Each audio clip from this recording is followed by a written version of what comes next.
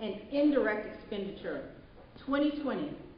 Be a hero, and he wants you to commit to zero. Ladies and gentlemen, Mr. Joe Jaffe. Hey, dude. Oh! I can't believe it. What a terrible way to start. The problem is because I've been drinking my Jaffe juice, and I've got vodka in here, so both downhill or uphill, depending on my first time in Raleigh Parish. Very, very excited to be here. I also actually learned the hard way that you're not going to be cool if you say like go Blue Devils, go Duke, because you have like 750,000 college basketball teams here. You've got I don't know, Sherwood Forest or something like that. You've got Tar Heels. What the hell's going on? I've never been able to get into college sport here. Although as a South African, I absolutely love my sport as well. But it's really exciting to be here and to give you this, what I hope will be provocative thinking. You know, disrupt the apple cart just a little bit. And you know what? I'm going to say it right now, off the bat. If you leave here and you don't do something, if you don't do anything, if you don't commit, to zero, or just be a hero, if you're not going to go and change, then I failed. We all failed. And there's going to be no high five at all. So, we get excited at these conferences, and you have people standing on stage, hopefully inspiring you. But if you go back to your cubicles, to your desk, and there are just hundreds and hundreds of those unread emails and those fires that have to be put out, and you lose all the momentum, and all of that motivation literally evaporates. So I hope that doesn't happen today. Because the message is a very important one. The message is a very, very critical one. And here's why.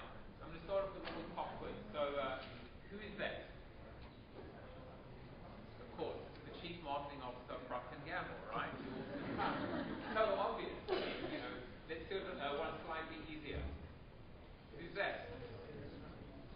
Sure, absolutely. One of the cons. I think there were a bunch of cons. They were pretty formidable. Easier one, right? Napoleon. Chairman Mao. The question then is, who comes next? Who do you think comes next in this sequence, in this series, in this segment? I've given this presentation, well, not this presentation, but a different version of it everywhere. Almost in every continent in the world. During George W. Bush's reign, I had George W. Bush. I've had some Obamas. Lately, I've had me for some reason. The answer is quite simple. I can't believe nobody shouted it out. The answer, of course, is Ronald McDonald. So the question is, can you hear me okay though? I only double fist with alcohol, but that'll be tonight. When I do my version of high five, high five, too high, too low, kind of cut the tickle. Something like that. So the question is, I'll talk about what do these five, upstanding gentlemen have in common? And the answer is all five were delusional megalomaniacs that thought that they could rule the world and live forever. And of course, we know how it all turned out for at least 4 of the 5. Ronald McDonald represents marketing, represents advertising, represents mass marketing and mass media. Here we are mired at a time when we're in the media business. Media comes from the word media, neither rare nor well done. That's what Ernie Kovacs said in the 50s about television, the so-called media as well. Do we want to be medium? Really? It's like customer satisfaction. Do we want to be satisfactory? Do we want to be average? Or do we want to be truly remarkable? Do we truly want to be able to surprise and delight, under-promise and over-deliver? So, segue to present day, poor Sir Martin Sorrell, scratching his head. And he comes out and says something that I thought was quite interesting. He said that 25% of his clients' budgets were being wasted. Now, for those of you medium or media aficionados in the audience, you would immediately think of John Wanamaker. 100 years ago, retailing pioneer in this country, when he said half my advertising is wasted, The only problem is I don't know which half. So Martin Sorrell, he's a wily coyote. He's quite shrewd. He's coming out and saying, well, it's 25%, which is a lot less. But what if it wasn't? And what if it wasn't even 50%? What if it was way more than 50%? And what if we could measure it? What would happen then? So there are problems. There are challenges today in the media business. This is really where we've pivoted to. We've pivoted to pay no no. Hey, what's your pay no no strategy? Here's a news flash. It's not one word. The next time you go to your chairman's office, here's our pay no no strategy. That, of course, is my little made-up definition. So this is the innovation to counter the medium business, to counter the waste business, or, Brian Solis came up with this. He called it the conversation prism, a really beautiful visualization of all the choices that we have as marketers today. But really, is this the conversation prism, or is it the conversation prism? When we think about our choices, just the noise, the clutter, the different combinations and permutations, what are we going to do next? I mean, who would have ever thought in their wildest dreams that the guys behind Snapchat turning down $6 billion actually knew what the hell they were doing? Not even them. When WhatsApp gets sold for $19 Dr. Evil billion, what the hell is happening? And here's the thing. The cost per acquisition of those WhatsApp users makes it the cheapest acquisition of the whole lot of them. About a third of ultimately, what Facebook was worth when it went public. So it's very interesting to think about how the more things keep changing, the more confused we are as well. That's why I wrote my books. I wrote my books to say, here is a strategic way forward in terms of new media, in terms of social media, in terms of customer service. I'm not a futurist. I don't even play one on TV. But I like to kind of be the guy who's going to tell you where I think the puck is going to be in the next 12 to 18 months. And yet, the first question that I'm always asked after I come out with these ideas is, Joe, what's the next big thing? To which I reply, there is no next big thing, you moron. The next big thing is now. We have never, ever had so many ways to connect with our customers, or for our customers to connect with us, or for us to connect with our employees. And yet we're so ADD that we're chasing after the next bright and shiny object, the next fad. I like to refer to marketers as 6-year-olds playing soccer. For those of you that know the analogy who have coached, I mean, totally right. They're all bunched around the ball. They have zero coordination whatsoever. They're kicking each other in the shins and in other places as well. And then by complete fluke, one makes contact with the ball shoots out, and the pack of lemmings descend on the unsuspecting ball as well. So that's why I'd like to believe that zero is actually about common sense. It is about zero, getting back to basics. It's about completing the cycle. It's about closing the loop, getting back to basics, but then being able to innovate. And let me give you an example when I talk about the next big thing.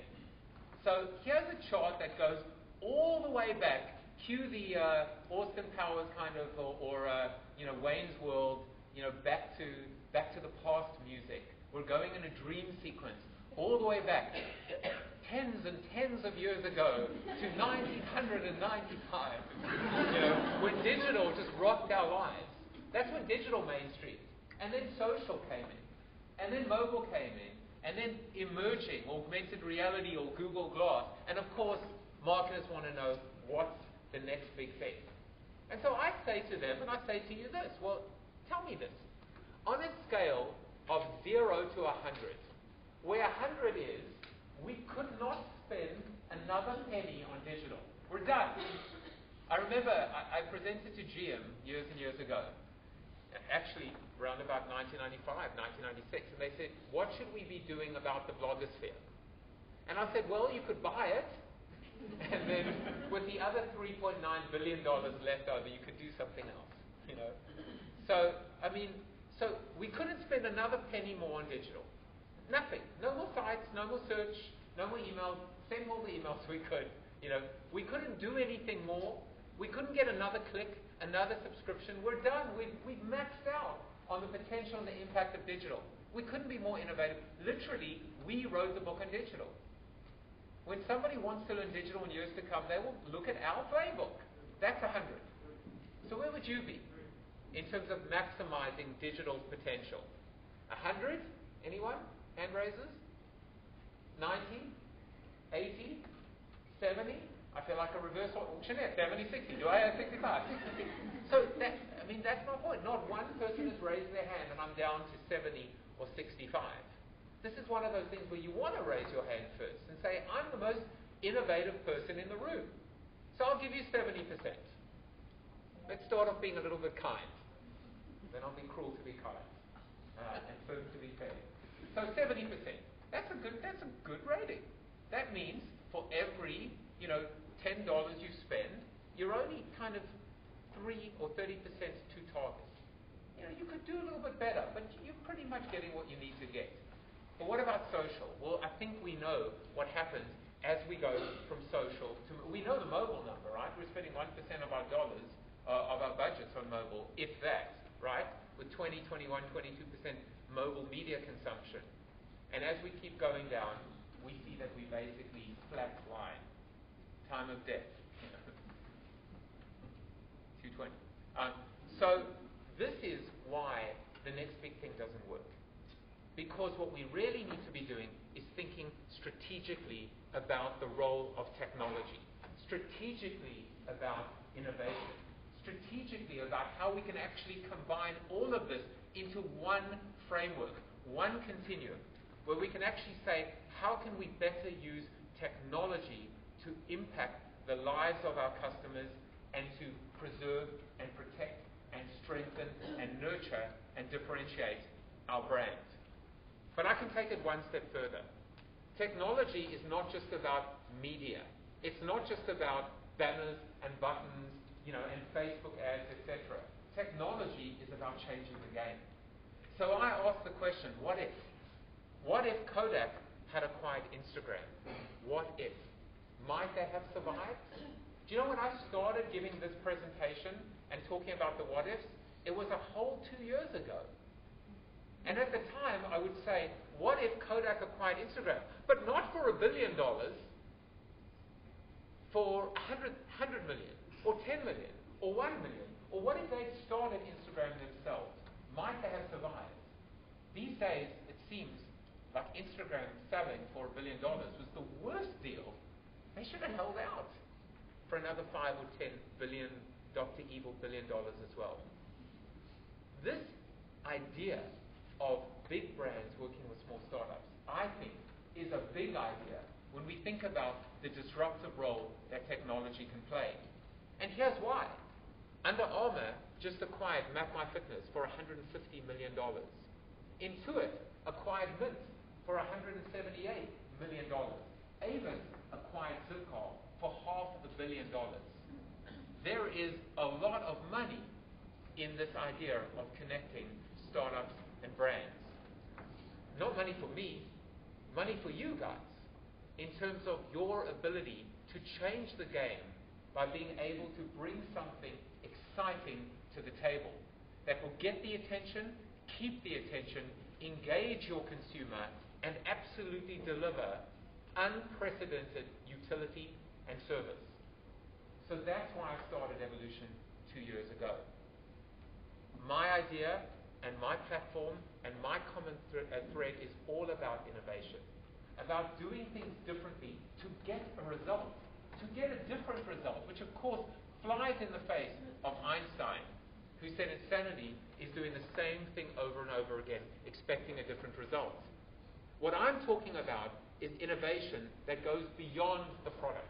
We're not talking about white's whiter and bright's brighter, and 7 out of 9 doctors agree that Rothman cigarettes, that was the print ad 50 years ago. I'm talking about using technology to change the game. Why? Why do we need to think about this kind of innovation? Well, simply put, because a perfect storm is coming. A perfect storm is coming, and my co-author actually believes it's already here. My co-author was my former client, a brand marketer working at the Coca-Cola Company and Anheuser-Busch InBev. He believes that media Armageddon has already arrived. Let me set the scene. In this scenario, our consumers, your prospects, your switchers coming in and out are the instigators. They are absolutely at the forefront of change and rebellion and revolution. Creativity has almost been sacrificed. The sacrificial lamb, the pansy, the patsy. I mean, I remember the farting donkey Super Bowl commercial, and I thought to myself, we've pretty much hit rock bottom. It can't get worse than this. Turns out that is the new gold standard. Brands wish that they could replicate the farting donkey now. Forget about, Apple's 1984. 30 years ago, why oh why did Apple not return to the Super Bowl? It's because that ship has sailed. I break out into highs every single Super Bowl, every night before, because I think finally the industry is going to get it right. They're finally going to use this incredible platform to just knock the covers off the ball, hit a home run, walk off, game-winning home run, bases loaded, bottom of the ninth. And what happens? Well, this kind of creative happens. We just become more and more banal, more sterile, more inanimate, and more mediocre as well. And finally, technology. Technology is the accelerant. We've seen the hard way that when things go viral, it's generally at our expense. People are not laughing with us, they're laughing at us based on our inability to take full advantage of the opportunity. And what is the smoking gun? Why am I talking about Armageddon? Why am I talking about the perfect storm? Well, you know what? We all know the stats about the finale, how many people watched MASH, the finale of MASH. I'm not going to bore you with statistics. I've got only one statistic, which I'll show you in a minute. But I do a lot of flying. And, I used to get this thing called the newspaper, USA Today, which now there's no use for anymore because we're allowed to use our Kindles and our devices on the plane. I thought that was the last bastion for newspapers, that we could read them on the plane and in the toilet. But that's another story for another day. And I remember opening up USA Today, and they have, have you guys seen this? They have like the top 10 shows on cable and network, etc. And you could generally, years and years ago, see that the top 10 shows had 20 million viewers. That now is down. Like the top 1 or 2 shows will be over 10 million now, and the rest will be 9 million and 8 million. So it's almost impossible to get over 50 million viewers now to watch any show on television. And by the way, that whole chart has been thrown into chaos because it's not just about primetime network, because these days, cable beating network at their own game in terms of high-quality scripted drama and viewership. And then we, of course, see what HBO brings to the table, but that's not the smoking gun. The smoking gun was that they also then separated the coveted demographic, which I think is 24 to 49, or 18 to 49, or 24 to 39, whatever it was. And I went down the list, and I looked at Monday Night Football, and I looked at American Idol, and I saw not one of those shows had over 50% of their audience in that demographic. So that meant that every single one of those top shows had their audience either under the age of 18 or above the age of 50. Guess what? When you open up your USA Today or yesterday, they don't show that statistic anymore. I wonder why. Because the numbers are just not there. Audience continues to decline and fragment, and yet we continue to pay more for less. The smoking gun is this. If media inflation continues to outpace economic inflation at the current run rate for the next 3 to 5 or 5 to 7 years, the bottom may fall out the market. And that is not a chicken little skies falling down, alarmist doomsday scenario. That comes from the mouths of chief marketing officers that myself and my co-author have spoken to in private and in confidence as well. Put differently, it is going to become too expensive for us to achieve a minimum acceptable level of reach and frequency and share of voice in order for us to hit our basic ante-up price of entry awareness goals. That is the alarmist situation. That's why we put a firm stake in the ground and we said there's got to be a better way. How do we prevent the bottom from falling out? How do we prevent ourselves falling below the stage because it literally collapses underneath the girth of our own weight? And we said this, in a perfect world, the optimal paid media budget would be zero. You would not need to spend one dime renting eyeballs, even WhatsApp eyeballs, because you would have enough customers, enough advocacy, enough passion, enough word of mouth, enough assets that you could leverage. The vision was to move from being a tenant to a landlord. Instead of renting media, you would be able to monetize your own assets. Put differently, shake what your mama gave you, your clothing, your packaging. I'll talk about that in a moment as well. So the vision here is to move from being indirect marketers to direct marketers. Kind of ironic that I just said the phrase direct marketers, meaning no middleman. Why do you need a middleman? Why do you need someone to stand between you high-fiving your customer or your customer high-fiving you back as well? What it also means is we're going to have to change the way that we assign, set, and optimize budgets.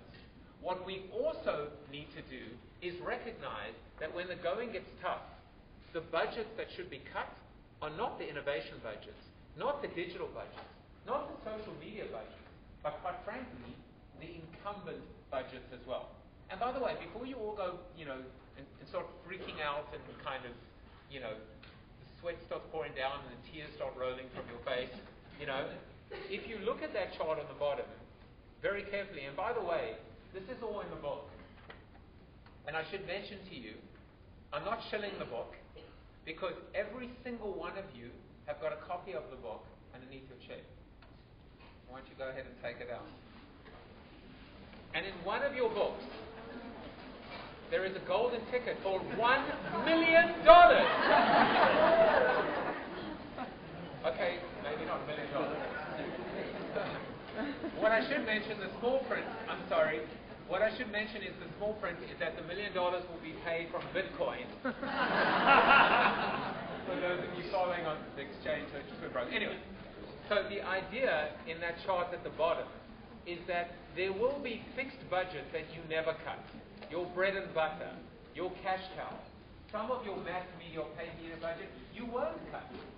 But it's that little middle ground. It's like the rot of middle management. You will find a new way to steal from the rich and give to the poor. So be a direct marketer and be a Robin Hood marketer. Now, the next point is that was the literal interpretation of zero. So for those of you that aren't quite ready for that, let me soften it up slightly. Zero is an acronym, and it stands for zealous, entrepreneurship, retention, and owned assets. And let me give you examples of each. Let's start off. Maybe this might not be the best analogy, maybe I'm in the wrong state. But when we talk about zealous, we talk about not just advocacy, but supercharged advocacy. This word, zealous, actually made Seth Godin nervous.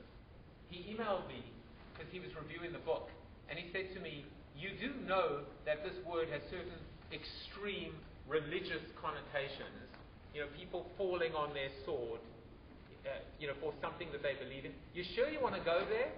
To which I said, Seth, can I actually quote you in my book that I made you uncomfortable? And he said, sure.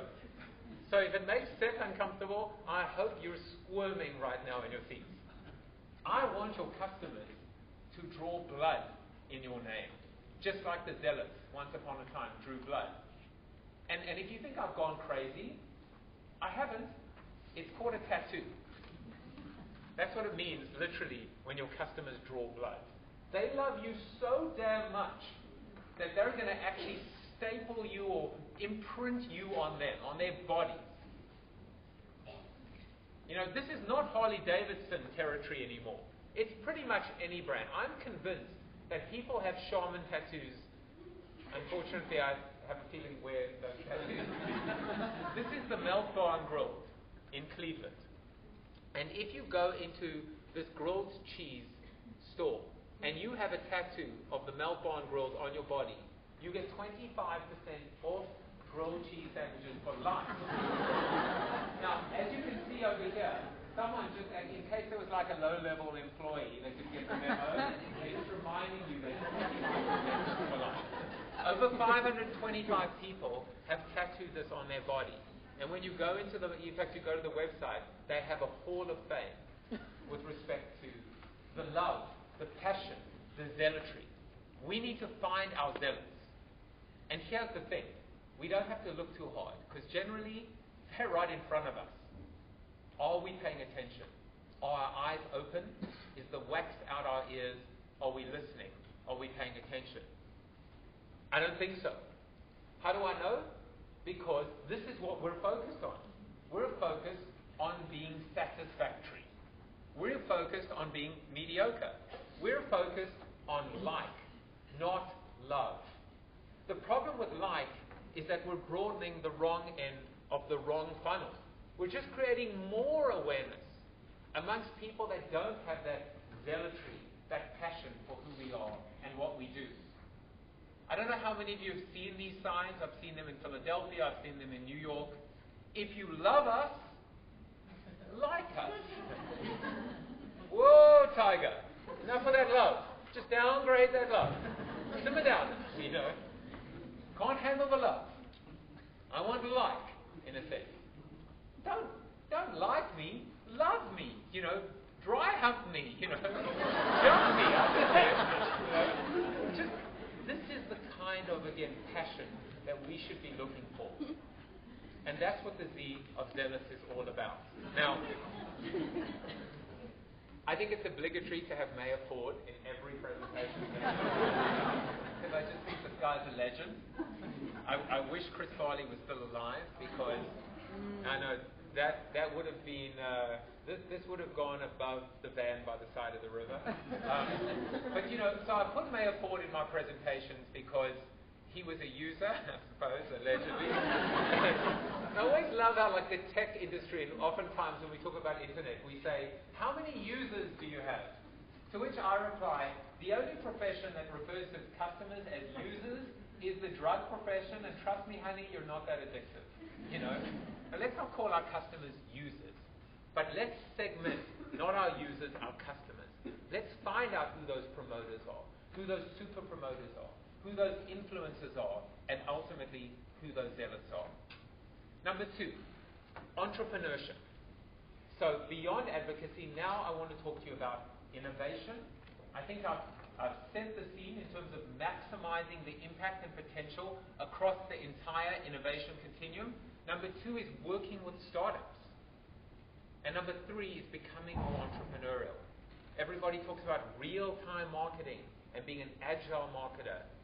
It really just, you know, someone actually asked me on talking to the ANA. They said, what do I think about real-time marketing?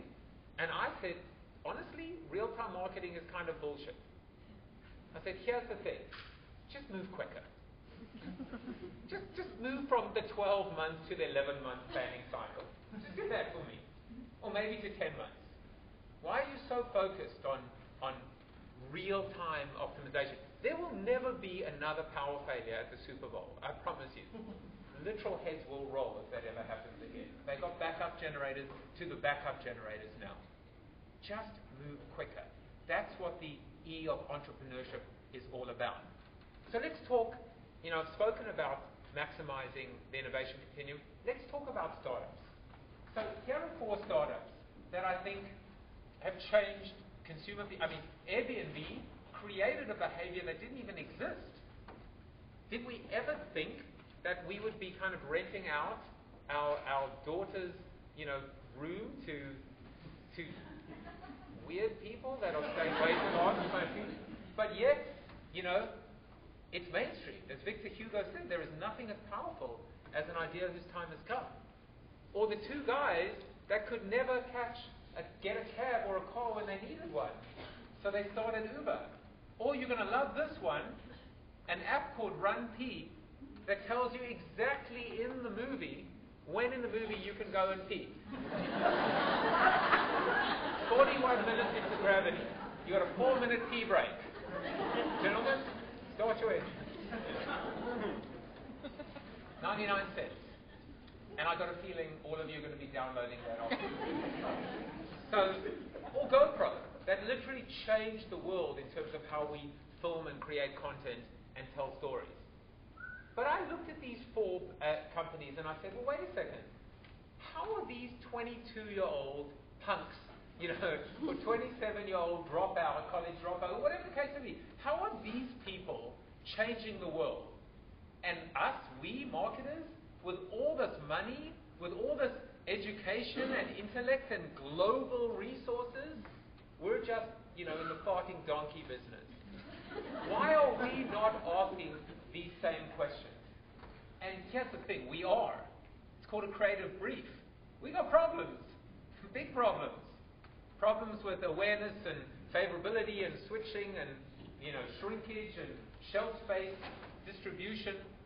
So if we are asking the questions, why are we not coming out at the same answers or outcomes? And can startups help? And the answer is, of course they can. That's what this whole connection between startups and brands is all about. The final part is this idea about moving quicker and becoming more agile and becoming more nimble as companies. We have to move at least at the same rate and pace as our consumers. I used to use this analogy of being on a conveyor belt or a treadmill, right? You're on a treadmill, and the thing about the treadmill is it's starting to move quicker and quicker and quicker and quicker as the rate and pace of change happens. But if you stand still on the treadmill, what happens? You fly back and pretty much break your bones. But if you're moving forward at the same rate and pace as the treadmill is moving back, what happens? You stand still. You're just keeping up. You're just surviving by moving at the same rate and pace of change. You want to move forward? You've got to move quicker than all of that change as well. A creative director who works for an agency in Singapore came up with this brilliant analogy. She said, we're living in the age of improv. And the thing about improv, just think about it as a comedian, right? You've got the set, it's killer. It's just going to kill. You know it backwards, back to front, front to back, inside out. It's the best work you've ever come up with. It's your farting donkey circa 2014. And you stand on stage and you bomb. Crickets. And then the boo boys start. And now the crowd are turning on you. And what are you going to do? You're going to roll into a fetal position and cry for your mommy? You're going to get all Michael Richards racist on them? Doesn't work? Or you're going to be nimble. You're going to think quickly. You're going to fight your way out of the corner. You're going to go toe to toe. And you're going to survive. That's what the age of improv is about. That's what it is to be more agile. Or actually, Mike Tyson says it much better. He says, everyone has a strategy until they get punched in the face. What's going to happen when you're punched in the face? Or punched in other areas of your body as well?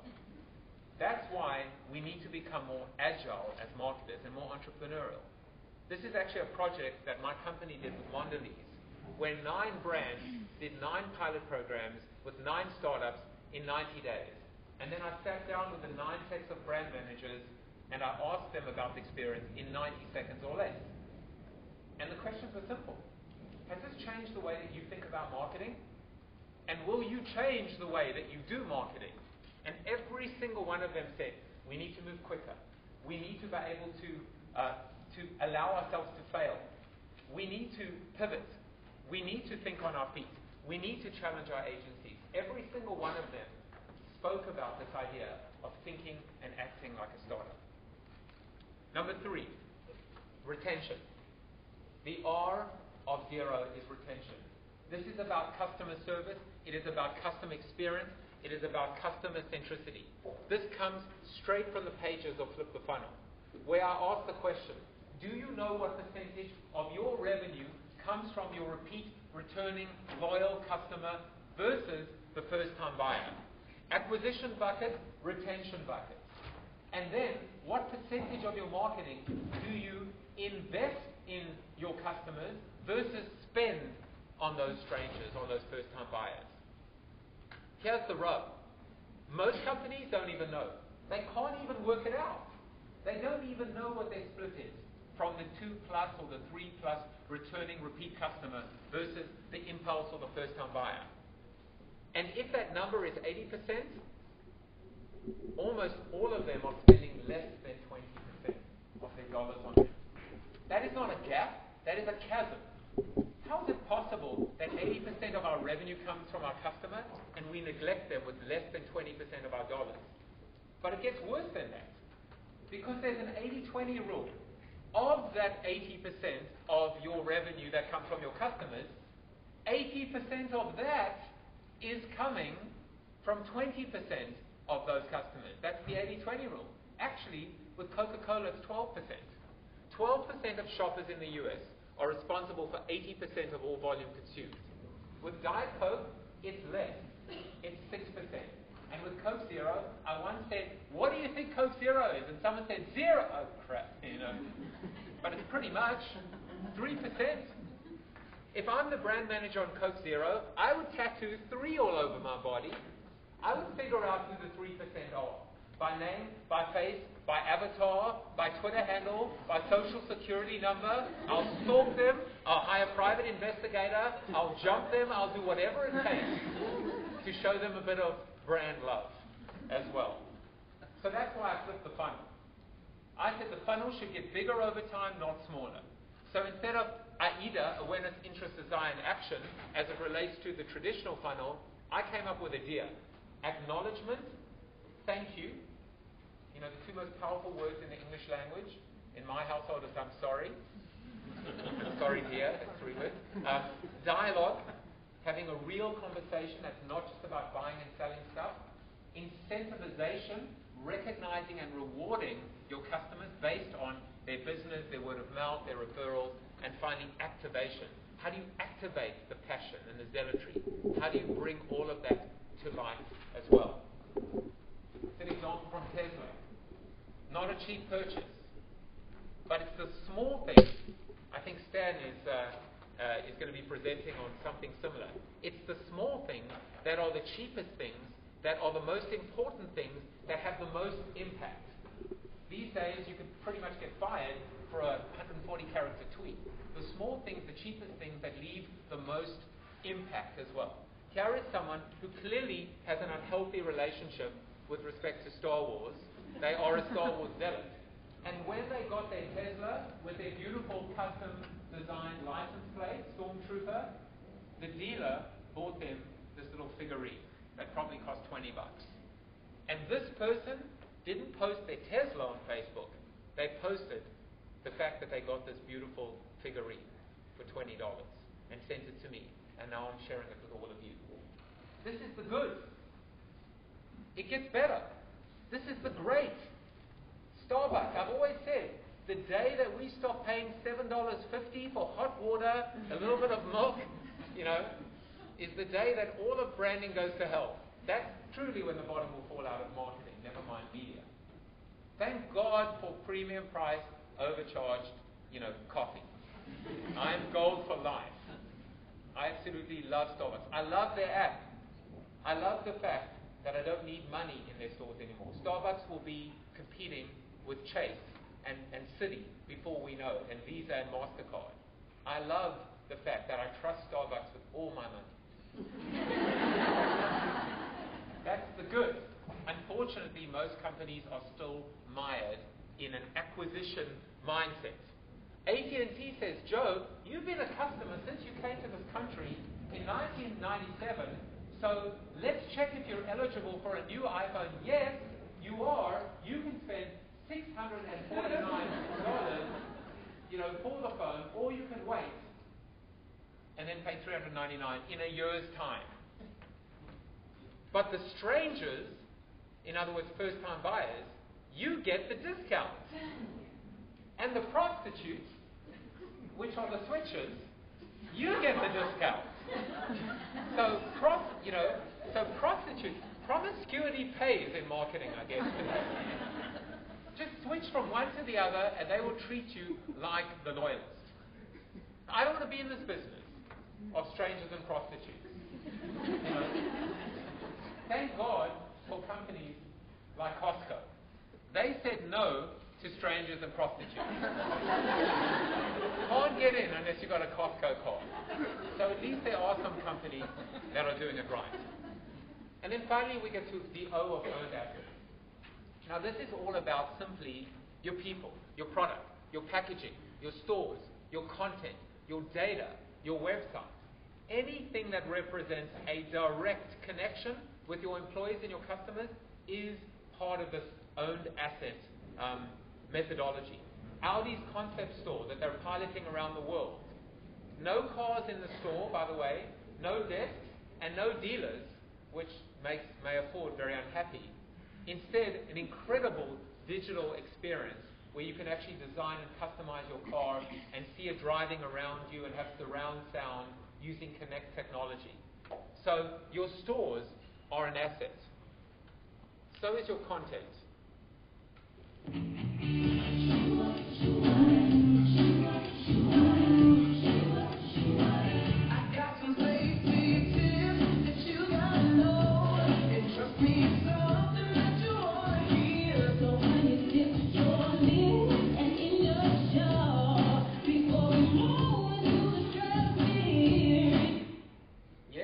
Just watched the Virgin America safety video. And you're like, damn, why did he stop it? How do you do the safety click thing? Millions and millions of people have watched that video on YouTube. Your content is an asset. Your packaging is an asset. This is a program for Coke Zero, where you could get your name or your small town actually to be printed and produced on a Coke Zero can. This is no doubt a 3% strategy as well. And with enough votes and enough zealotry, you would actually get that produced. And then, of course, the ultimate content marketer, Red Bull. I mean, they did it 30,000 feet in, or even higher, 100,000 feet in the air, in terms of people being an asset as well. Howard Stern, he gets it. He's a zero marketer, if you think about it, because he realized that an asset without access is meaningless. What's the point in being all dressed up if you've got nowhere to go? What he did was he drunk tweeted on New Year's Eve to his fans. By the way, I do not ever recommend drunk tweeting or drunk texting, especially when you've been drinking the vodka, just saying. So can you imagine if you're a fan of Howard Stern and you're following his stream and he says, send me your number, and you're like, what the hell is he on about? And the next thing you know, he's slurring his words and wishing you Happy New Year and thanking you for being a fan. Assets without access is meaningless. If you've got those assets, bring your customer in and give them access to those assets. I think the ultimate zero marketer is Beyonce. She literally validated this entire book when she dropped her album at 11:59 p.m. without using an iota, a shred of any form of paid, earned, owned media. She just used zero.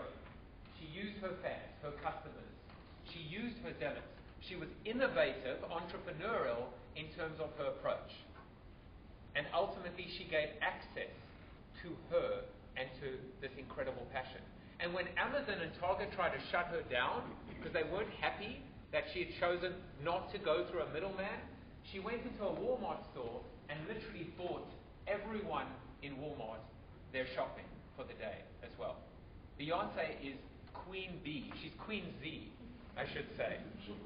So this is not the end. It's not the end of the presentation, and it's not the end for you as well.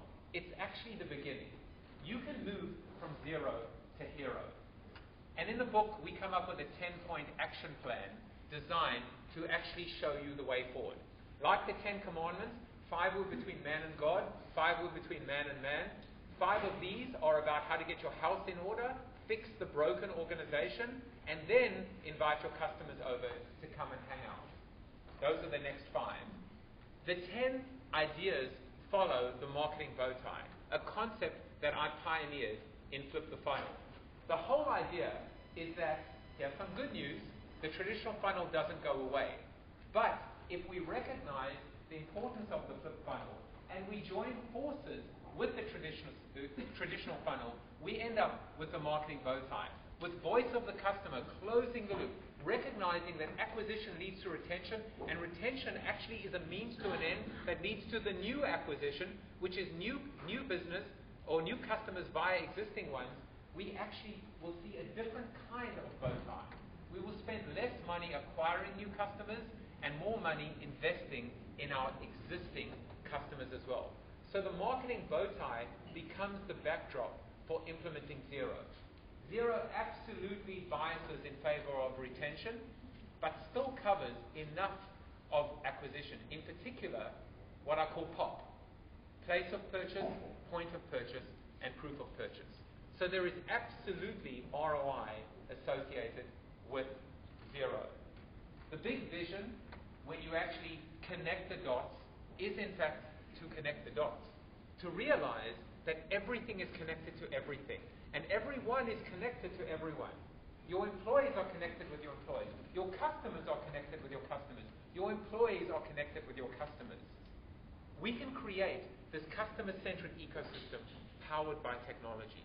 The ant, the worker bee, the absolute, almost lowest ant is a miracle in terms of being able to lift 25, 50, 100 times its body weight. And when this entire colony is working together, that's when we produce true innovation. The idea of customer and employee centricity is so important. And if you take anything away, take this idea away that the most credible spokespeople are your employees and the most influential salespeople are your customers. If you can integrate those two ideas in your ecosystem, in terms of flipping the funnel, implementing Zero, you end up like Nike did. When they came out with their fuel ban, they actually transformed their business. Nike is not a shoe company for professional athletes anymore. Nike is a data company. Nike is a technology company. Nike, I'm a convict. Martha Stewart, I live in Westport. Martha Stewart wore a bracelet around her ankle. I wear a bracelet around my wrist. My corrections officer, or my parole officer, my warden is the Nike Corporation. Hers was the Department of Corrections. But Nike basically changed their business.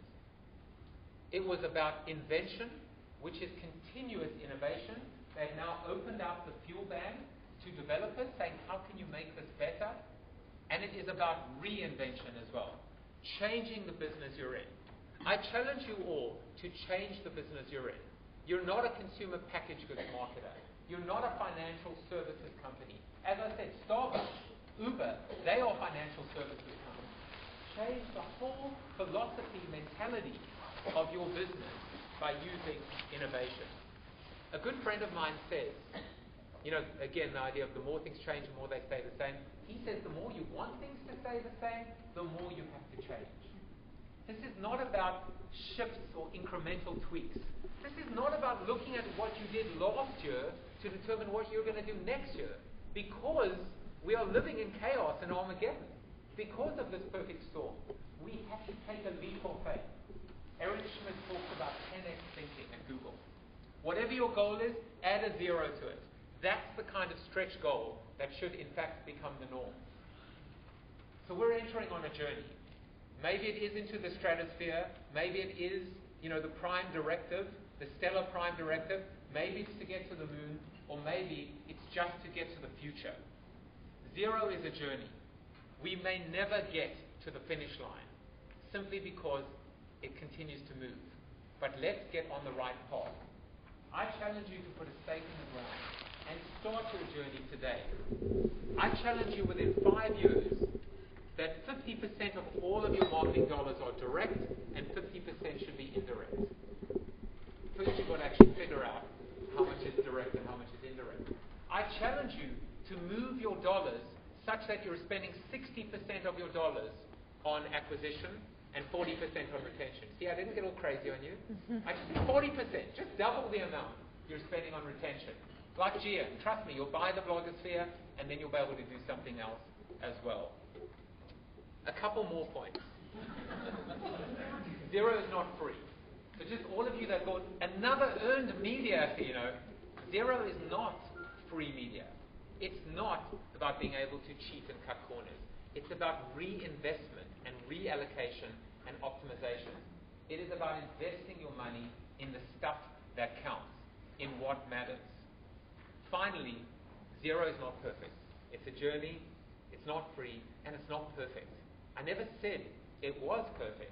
So your get out of jail free card is that there's going to be paid media in your lifetime. I guarantee it. As much as I'd like to tell you, there won't be. There absolutely is going to be oodles and oodles of paid media. Trust me. There's a lot of wastage swirl that you can just roll around in and get all dirty in. Don't worry about it. But you have to ask yourself this question. Do you feel lucky, punk? Well, do you? Do you think you can ride this out? Retire? Rupert Murdoch said, I was hoping this whole internet thing would just pass us by. So I'm asking you this question. Think about it in a binary fashion. What if I'm right and what if I'm wrong? Well, if I'm wrong, you're a winner. You just invested in your customer. You just figured out who your zealots were. You just started to spend more money on retention. You became more innovative. You figured out that you can actually make money from marketing as opposed to spend. So you're a winner. But if I'm right, and the bottom is going to fall out, you saved your job. You saved your brand. You saved your industry. You saved your company. Maybe even saved the world. That's maybe not that grandiose. This is marketing, right? It's not brain surgery. So I just want to leave you with the final thought. I really do think the stakes are high. You go back to the conversation prism. You think about how tough things are. It's not slowing down. That treadmill is not slowing down. So I leave you with this final thought. How do you kill a dinosaur? The answer is you don't. Evolution does. Survival of the fittest. Are we ready to run, but not away with our customer and even lead them like Steve Jobs once did? Are we prepared to stick our neck out, take a risk, fail, and be that ultimate entrepreneur? I started this presentation talking about extinction and about megalomaniacal, delusional leaders who thought that they would rule forever. This is a chart from my daughter's classroom. It actually shows 5,000 years of history. And it's beautifully color-coded by region as well. And you can see the Ottoman Empire and the Ming Dynasty, the Byzantine Empire and the Roman Empire. Even Nazi Germany is barely a blip on this chart because it's 6 years out of 5,000 in a concentrated geography. And I look at this and I thought to myself, no one rules forever. Not the Byzantine Empire, not the Roman Empire, not Ronald McDonald, certainly not mass media. So it's time, to join me, and I will ask you this question one more time. Are you ready to be a hero? If the answer is yes, join me and commit to zero. Thank you very much.